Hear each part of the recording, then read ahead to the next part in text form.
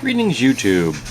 We're revisiting a utility knife. This is a ZGB utility knife. You cannot tell that because the letters have been pretty much worn off this knife because I use it all the darn time. This is one of my favorite utility knives. This is my go-to light-duty utility knife. It sits outside my toolbox.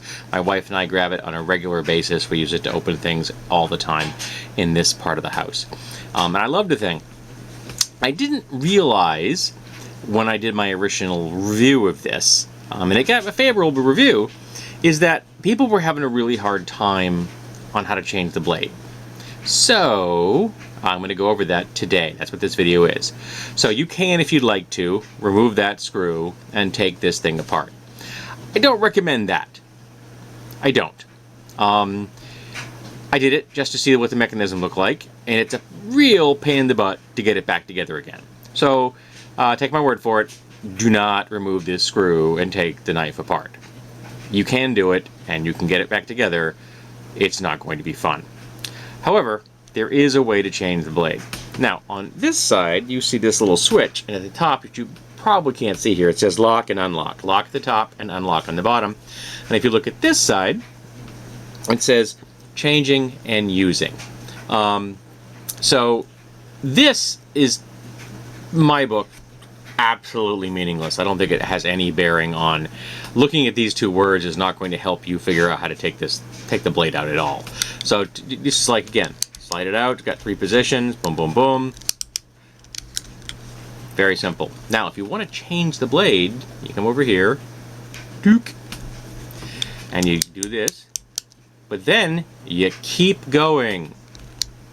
And when you keep going that little extra bit, the blade comes out, and you flip it or replace it, whatever you need. Let me put it back in, slide it back in, click it back to lock, and you're good to go. So we'll go over it again, put it in unlock, go all the way to the end, then keep going. That little extra, probably 1/16 of an inch, blade out, blade back in, there we go, all the way in, back to this side, and you're good to go. Now, one of the people who had actually answered this in a text form to someone on that video who asked about it, and his description was very helpful, but I think this video will be a little more illustrative, showed me something I didn't even know about, that you take this, and you go, and then you go, turn it 90 degrees, and it's now locked. I didn't know it had that feature.